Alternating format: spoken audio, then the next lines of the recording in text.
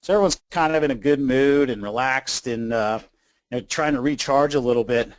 But especially this time of year, December 13th, really seems like staff issues come up a lot. And how do you deal with those staff issues?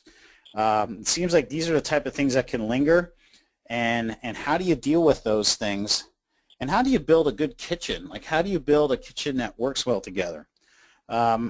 Those are tough things, and a lot of times you don't lose sleep over how you're going to make chicken nuggets tomorrow, but you may lose sleep over if you're a manager, or we used to call them head cooks at Parkland, or if you're a lead person, or if you're a staff member and your lead person is hard to work with.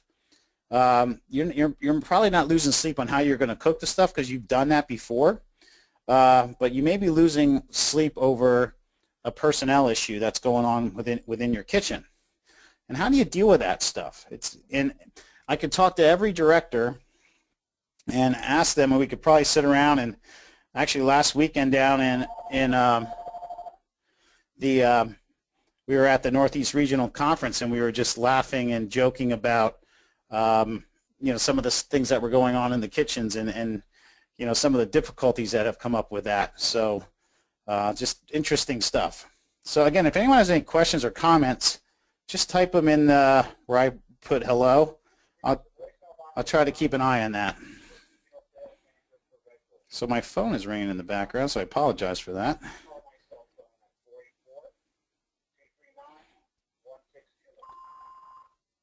Okay, let me just go to the next slide. Okay, so the staff headaches in the kitchen on a Friday night might make you want to drink some, grape juice or wine or something. That's the stuff that really kind of gives you the headache. And how do you deal with that, right? So, isn't it funny how sometimes some of your staff members may coming to work already with an attitude, or with a bad not temperament, but a bad outlook for the day, right? I remember being a food director and my phone ringing from one of my kitchens, and it happened a few times, saying, so and so walked in the kitchen today and didn't say hi to me. I'm like, well, what should I do? And I'm like, well, go say hi to them. Those type of things. But I didn't want to kind of belittle that kind of comment, but those are the type of things that can really cause stress and headaches in a kitchen, and it's something to be concerned with. Now, look, here's some questions that I usually ask the group, and since everyone's on mute, I won't be able to get an answer, but, does everyone always work well together in a kitchen? And obviously, the question to that is not all the time, right? And I'm sure everyone can agree with that. There's extra stress around the holidays. Now, look, I'm going to tell you some things that I've done, or what my style might be different from other people's style, but what I used to do in these type of situations, it doesn't mean it's the right thing to do, but I'm just giving you ideas. But there was always extra stress around the holidays. 2 weeks before Thanksgiving, I knew there was going to be some issues in some kitchens because of the stress of making our holiday meals, and then the stress of a lot of those staff members also made holiday meals at their homes. So there was extra stress during that time, and everybody in the workplace between Thanksgiving and Christmas is tough, because there's, especially in kitchens, you might be asked to do a lot more catering. There might be more dinners and breakfasts and events, and then most of the time folks are extra stressed over the holidays because of the extra things that occur during the holidays. Working with less staff. If you're working shorthanded a lot, if you're at a school district that has a difficult time getting subs, and you have staff members out, this can really affect the kitchen. Now, so if that can wear on a kitchen, especially if there's people that are calling off sick and maybe not always sick, and then you're working with less people, or they're just not going to bring a sub in to save dollars, or there might not be subs available, and what that does to a kitchen over a period of time can really decrease the morale.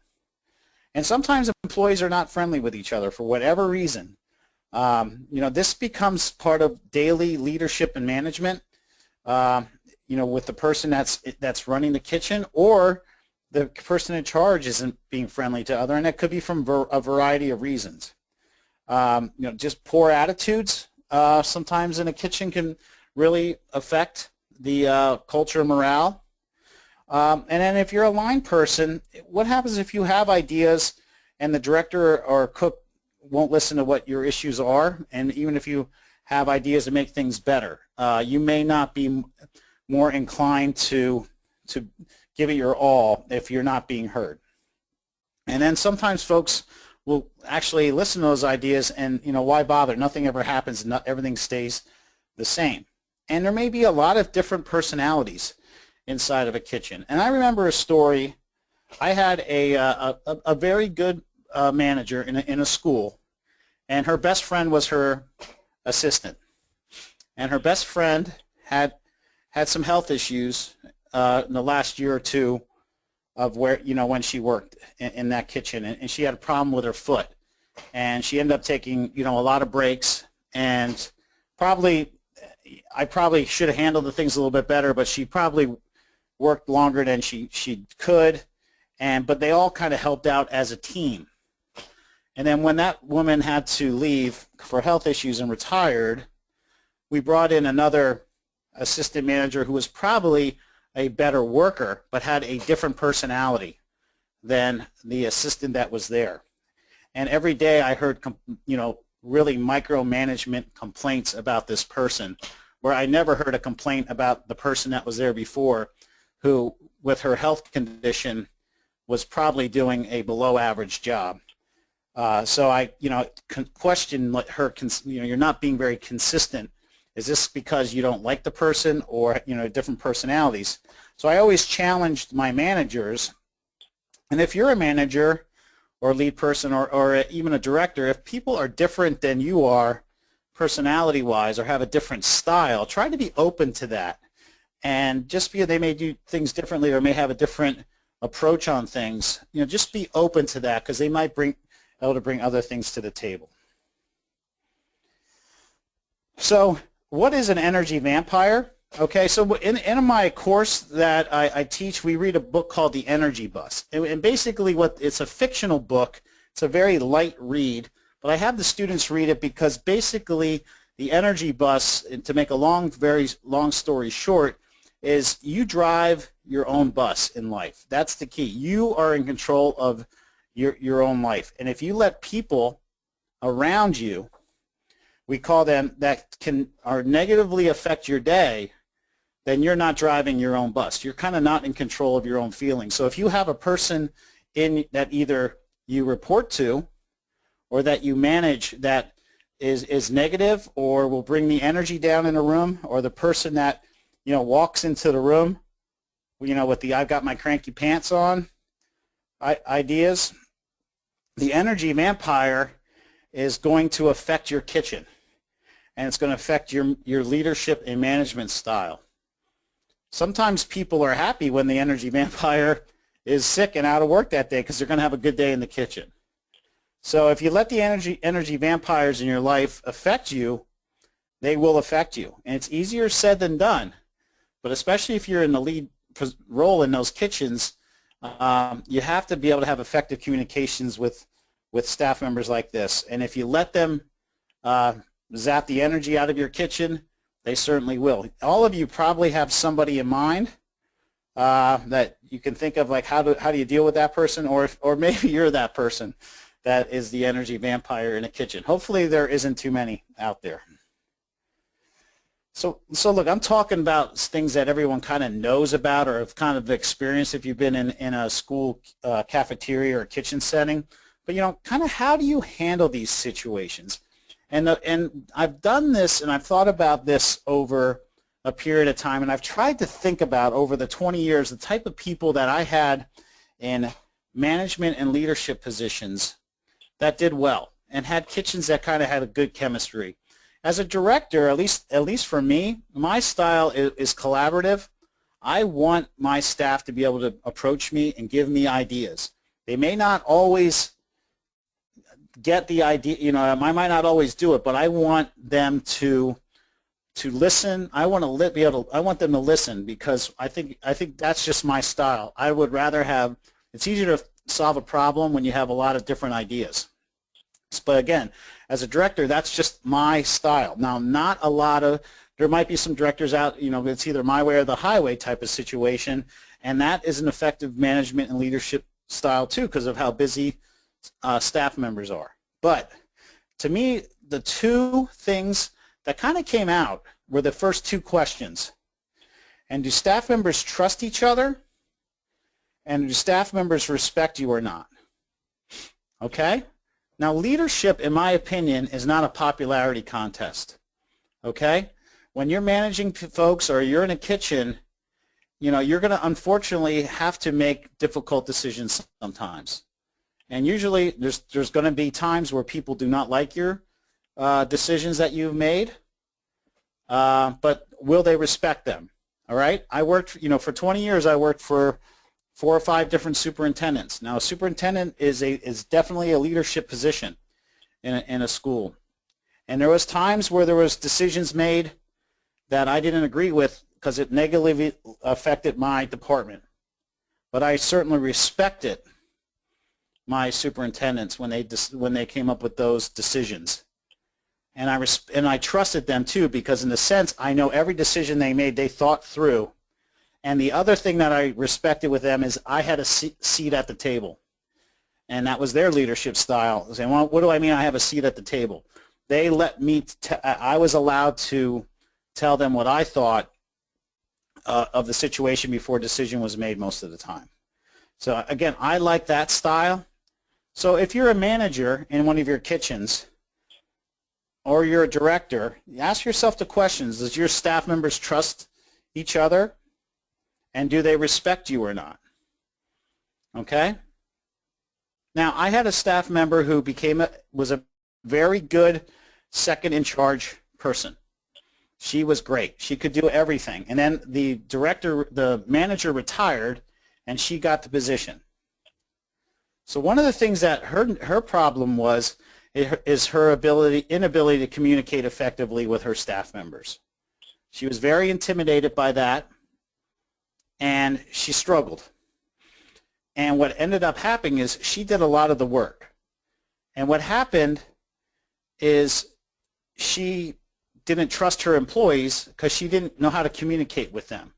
So it was easier for her to do more of the work herself instead of taking the time and trying to delegate and making the team work together. Now, the negative problem with that is if you're going to cross-train people, and you need to develop your staff for when you're out. So the manager can then trust, if she was out sick or out for a personal day, that her staff could run the show. And a lot of times I understand as a manager you worry when you're out because of the passion you have for your positions. But at the end of the day, you know, do you trust each of your employees? Do you respect your employees, or do they respect you? And this has nothing to do with, you know, over the holidays, going out to dinner as a group. Has nothing to do with anything like that. It's about working together as a team. And when I noticed where staff members trust each other and where staff members respect each other, that's when you hear directors, oh, there's such a good chemistry in that kitchen. I never have to worry about them. And those are the two factors. So if you're having a hard time in your kitchen, you got to really kind of sit and look in the mirror and see why. Is it an energy vampire that's sucking the energy out of the place, or do we have some underlying issues with trust and respect? And both of those things can be earned over time, and they're hard. It's easy to lose that stuff. So, you know, do you communicate well with employees? And that goes with even if you're a director, do you communicate well? Is it either, and I'm talking either through typing, right, or on the phone or face to face. I've noticed a lot of people, the most effective managers that I've had in schools, have the ability to communicate well. Okay, so if there's a situation, they have a conversation about it. And and the director's in the room, and look, I was a director long enough, and the director's in the room, maybe he'll agree or not agree with me, but I always say,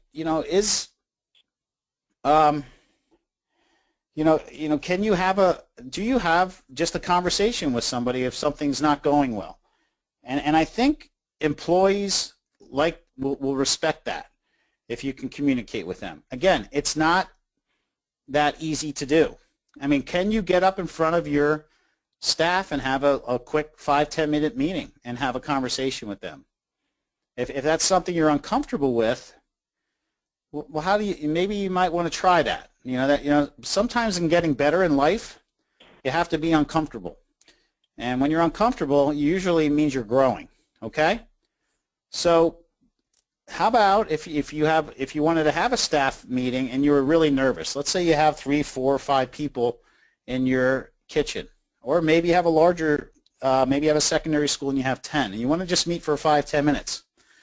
Maybe ask your director to sit in on that meeting, so so it takes the edge off and you're not so nervous. And maybe you have no problem doing that, and you get up, but I would have an agenda.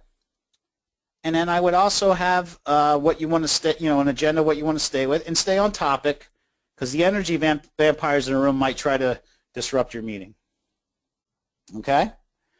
So sometimes you do nothing in situations, right? So that's another thing you have to ask yourself as a director or a manager. If there's something going on that needs to be addressed, and you just decide, you know what, I'm just not going to handle this. I don't know how to handle. I'm just going to let it go, and hopefully it'll get better. And that's a management decision to do nothing. So just, keep that in mind when you're handling situations, okay? So let's say somebody, came in late to work, and you have a policy, whatever that policy is in your district, and someone comes in late to work, and you do nothing about it, and your other employees see that. You really, that if you look under number 2, do staff members respect you or not? That respect level is going to go down. Usually something with lateness, that's kind of black and white, especially if you have a union setting.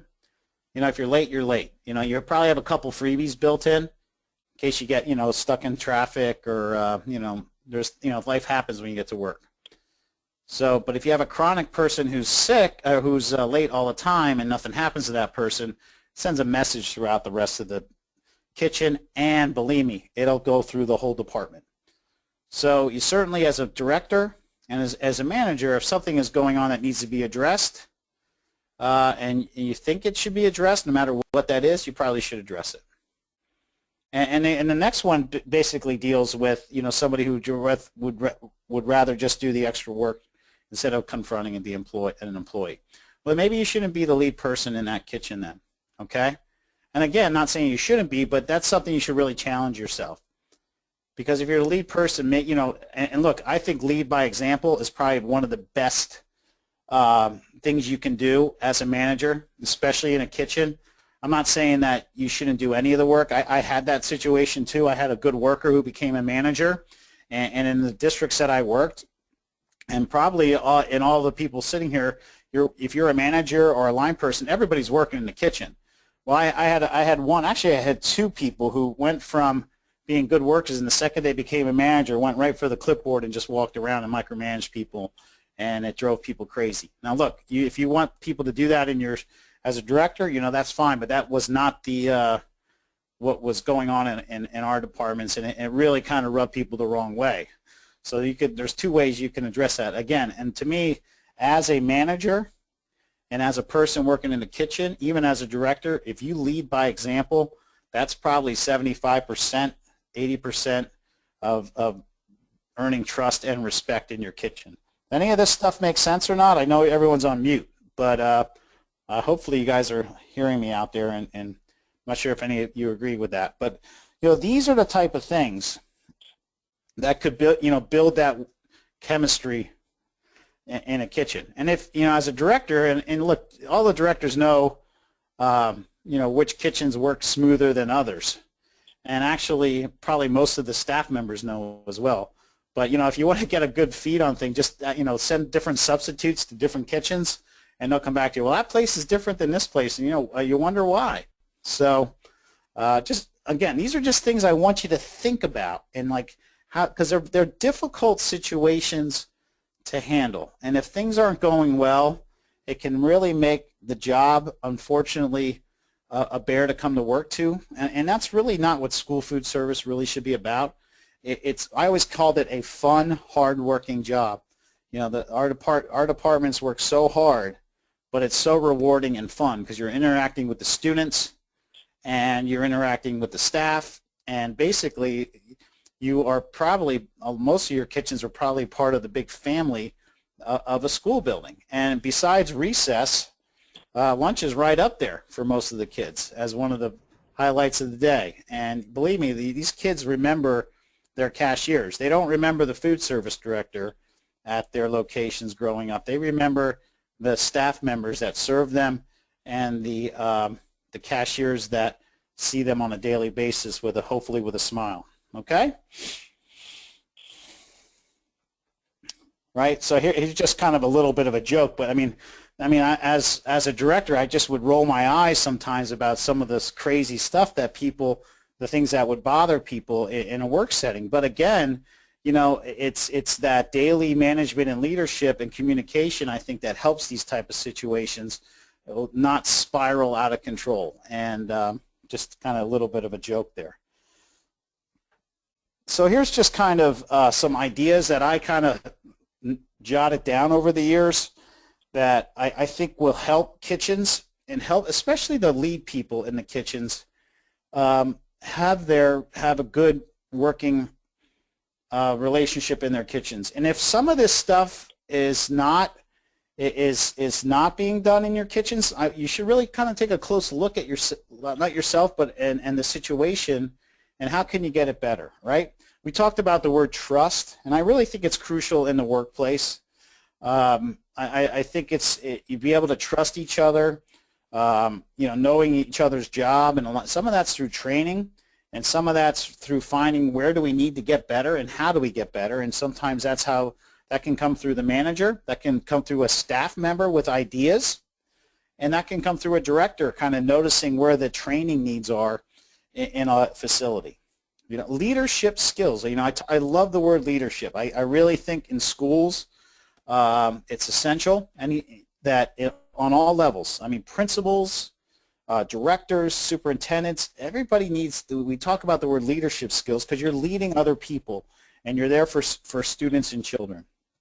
If you're a manager and are struggling with a situation, you can go to your director and ask them what they do in a situation. You could also ask the principal of your building, like, hey, I'm having a problem with this employee. What do you think? Because believe me, principals have uncomfortable conversations every day with parents and students and teachers. They're constantly dealing with difficult and uncomfortable things, okay? Consistency, right? Do you remember the story I talked about with the lead person at the one building who had her friend as the assistant and who retired and then had a new person? Her management style was not being consistent. Fairness, right? Is somebody getting, are you treating everybody kind of equally or the same and as well as you can? Fairness might be, some people might, feel that something's unfair, and it's usually when people think that something is unfair is when a decision is made that they put in for a personal day and they get rejected for some reason. They might think that's unfair, but as a person in a kitchen area, are you treating everybody as best as you can, fairly and consistently?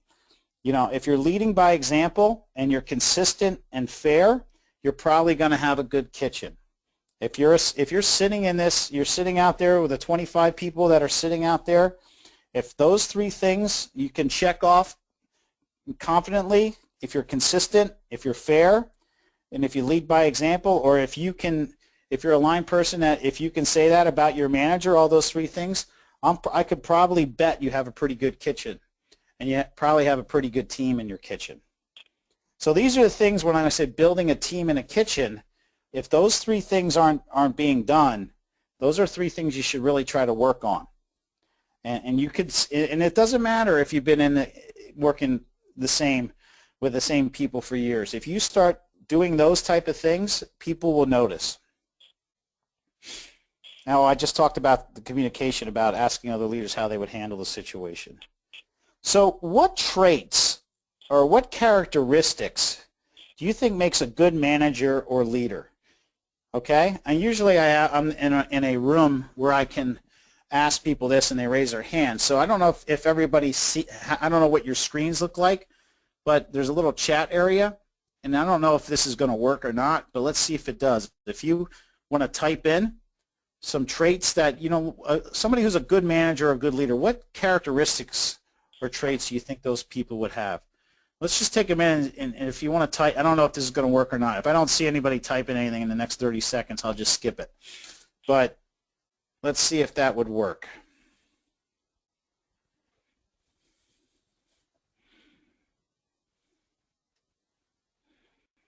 I'll give you one. How about integrity? I'm going to type it. You see what I did there? I typed it.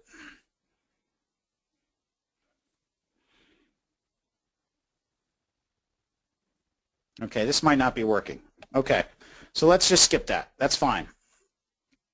Okay, so here's, usually I'll ask my, you know, students in the grad class, and they're pretty, they usually come up with these, but, you know, somebody who, you know, a leader, somebody who has good leadership skills has integrity, right? So that's, integrity kind of comes with the consistency, fairness, and leading by example. That kind of all rolls up in integrity. You know, vision and strategy. You know, sometimes that'll come from the director with coming up with new ideas and concepts in the schools, and that can come from any line member too that has ideas. And hopefully, there's people in your district that will listen to ideas. You know, communication skills. You know, building relationships in your kitchen, and that means just being trustful and respectful in a building. You know, building a relationship with the parents, with the staff, with the principal, with the students, just to keep those things going. To persuade somebody to do something, right? Like, look, you may have a 2-hour delay, right? And people are coming in, and we may have to switch the menu, and you might want, your staff may have to take it from 4th gear to 5th gear. That you may want to, oh, click questions. I have a couple of questions. All right. Okay, let me do that. Sorry. Has unanswered questions. All right, Rick, I'm trying to find that. I see little question marks. I just don't know how to open them. Well, you have a couple people's names in here. I have 2 employees watching with me but did not register. Will I be able to get a CEU certificate? The answer would be yes. Good stuff, Todd. And then I think in answer to your leadership thing, some people have said fairness, open communications, being a good listener. Don't ask anyone to do something that you're not willing to do yourself. Again, we had good listener. Hold on that one right there, Rick. That is one that I think, especially working in if everybody should really write that one down. Don't ask folks to do something that you're not willing to do yourself. Don't tell someone to go in the freezer for 4 hours and rearrange the freezer unless you're willing to do that yourself. You know, don't make someone scrub tile. If you know, just that to me is a big one. So sorry to interrupt you, Rick, but yeah, that's a good. No, that was it, and I think that's a good place for you to jump in on that one. Yeah. Yeah. Okay. I'll wait to just put the questions, and I'll just wait to the end, and I'll have you read them to me for saving time. Okay. All right. Thank you. And you can see the rest of them here, right? You know, coaching and development. You know, teamwork. You know, I remember I had a very large high school that had about 8 or 9 cash registers. I always tried to get my lead person who was really good at cashiering, who wanted to teach other people how to be cashiers. I wanted them to do that. I wanted them to coach and develop other staff. There's nothing better when you have your staff members training other staff members. If you ever coached sports, when you have your, you know, especially like at a high school level, if you have your juniors and seniors spending time with your freshmen and sophomore and showing them kind of how to do things, that is huge, okay? You know, teamwork, teamwork, teamwork, teamwork, especially in kitchens. All right, let's see what happened here. I kind of lost my, here we go. Now, just basically, I'm not going to spend much time on this slide, but it kind of just shows you, difference, the management and leadership kind of mesh together kind of nicely, especially in food service. Basically, a lot of times the director might kind of be the leader of the department, but you can definitely lead your employees and come up with new ideas and give them to the director. But your basically job is to manage the operation if you're working in a kitchen for that day. We're not asking you to come up with new menu ideas or, I mean, that's not really your role, but if you certainly have them, that's great. We're not asking you where to buy the milk from and all that kind of things. But we just really kind of, the manager really is going to, implement the plan that the director comes up with over the summer. Okay? And these just kind of show you that a little bit of the differences between leadership and management, but let's face it, they mesh together. And to me, in a school food service kitchen, they really mesh together. Team building ideas, okay? And I was probably, I didn't do a whole heck of a lot of this type of stuff, but a lot of my staff members did this, and I kind of encouraged it. Staff holiday dinners or luncheons to build a team. Maybe one of your staff members likes to, host dinners or go out to dinner or lunches or something. That can kind of build a team together. A couple years ago, at Parkland, I had to make some really tough decisions, and we had to move some people around. And some folks lost hours, and morale was kind of low.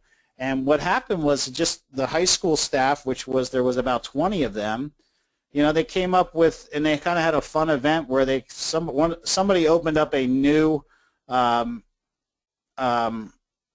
place, and they came up and they made a calendar with all the staff members on it for each month. And it ended up being kind of like an impromptu team building, and it brought them together. And there was some new people, and it was, I almost kind of got lucky on that they were able to have something that was kind of outside of work, even though I don't think it's mandatory, but most of the times it doesn't hurt. Hopefully they include everybody. Having some sort of weekly meeting, look, you don't have time in kitchens, right?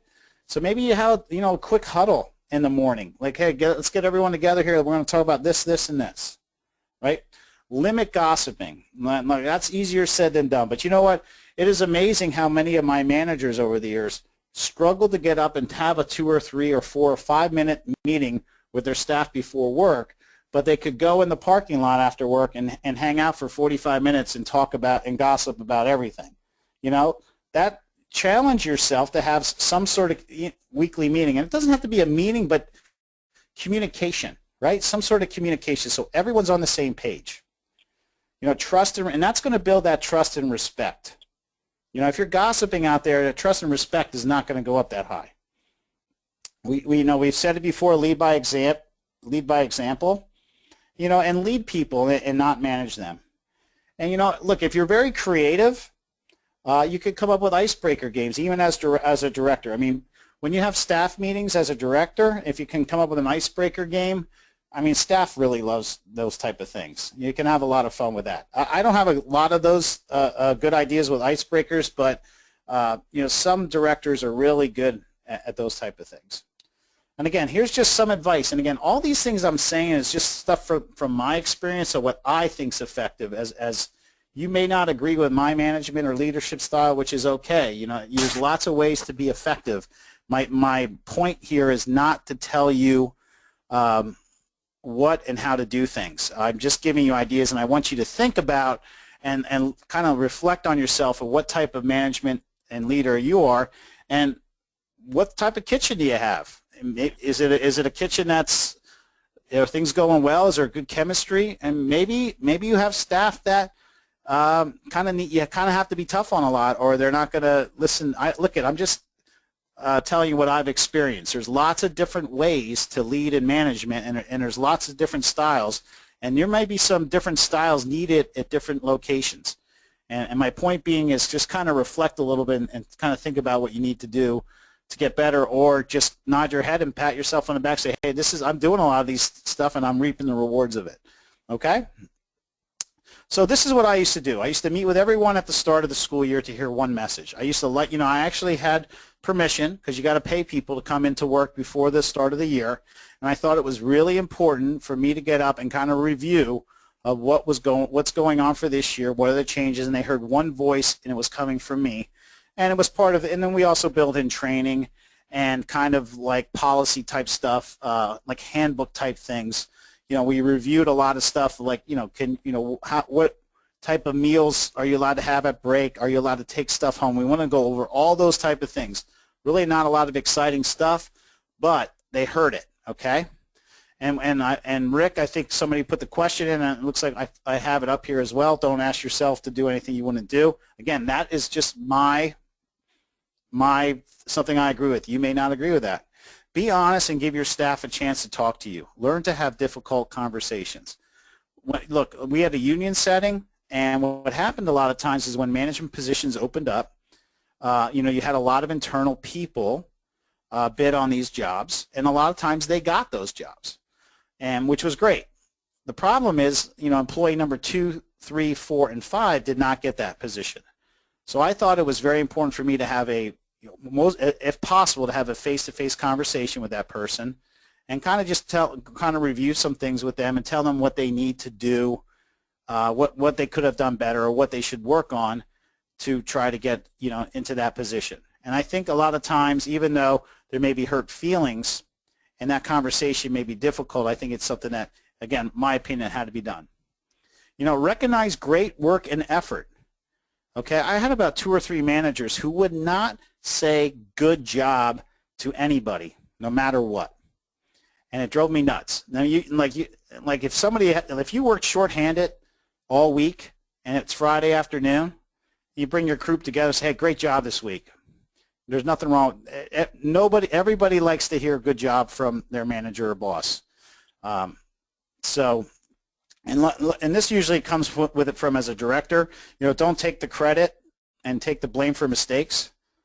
I hear a lot of these like personnel issues that kind of happen over the years, or again, like I had that first one. You meet with everybody in front of the school year, and then if you don't communicate that employees aren't allowed to take something home, and they're taking stuff home, even though they're taking something, it's still on you as a director for not informing them of what the rules and policies are. So that's usually what's going to happen as a director. It's going to end up on you're going to get blamed for everything. I mean, how many times do you see a coach after a professional coach or a college coach after a loss saying, hey, I didn't really do a good job coaching, even though, their quarterback may have threw 4 interceptions or something, but I didn't do a good enough job coaching. Obviously, the quarterback made a lot of mistakes, but they usually, won't take they'll take the blame for mistakes. We talked about if you decide to do nothing in a situation, you made a decision. And then all these positive things that we talked about, okay, can create a climate and culture in a workplace, okay, and embrace teamwork. Those are the I think if a lot of those things occur, if you do some of those things, and if you're having a kitchen where you're having a struggle with staff, you may not some of these things you may want to implement. Okay. Now it's 2:45, so I'm going to take questions.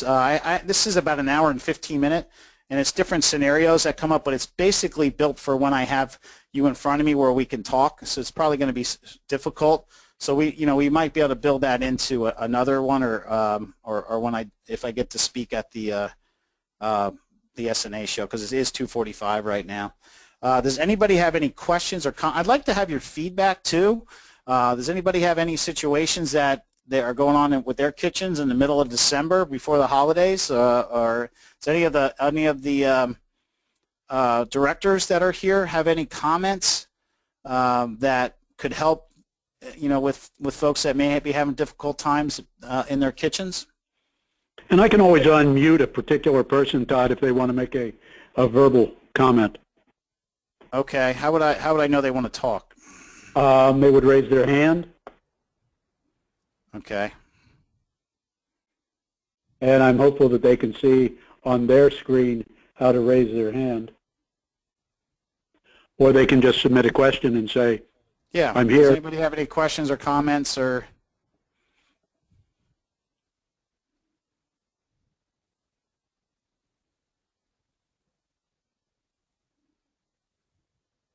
Looks like you did a pretty good job, Guy. I don't know. Sometimes you never know when people are quiet. Hopefully I didn't put them to sleep. Well, there was one question on there, and I'm hopeful that Chris can come back in on this one, and he's still with us, Chris Dunn. But this is, SNAPa webinars are an evolving thing.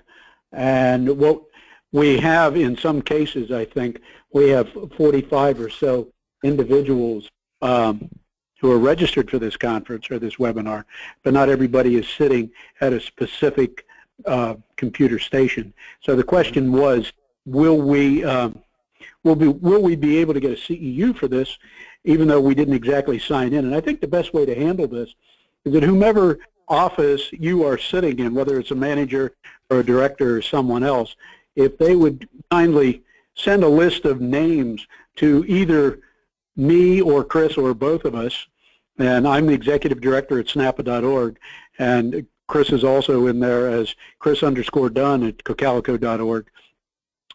Tell us who all participated, and we'll take you on your honor that you would like to receive a CEU for this session, and then we will we'll send you a PDF of the session, and it'll go directly to either your manager, director, or whomever has sent the names in. We'll send you a blanket CEU that you as a director manager can distribute to your staff. I think that's the best way of doing it, because we're not asking for reimbursement or there's no fee attached to this. This is just service to a SNAPa member. Yeah, yeah. Okay, so I guess if no one has any questions or comments, Rick, we could probably shut this thing down. I guess we can. Well, thank you. Oh, you're welcome. I learned a couple of things. So thank you, Todd. Thank you, SNAPa members who participated. We hope to see you again after the new year with Don Fronius. And if you don't have a reason to call me or Todd or Chris Dunn in the next couple of weeks, happy holidays. Have a great new year. Enjoy your time off around the end of the year, and come back renewed and energized for 2017 and on to the Kalahari. Remember, it is a jungle out there. Thank you again. All right. Thank you.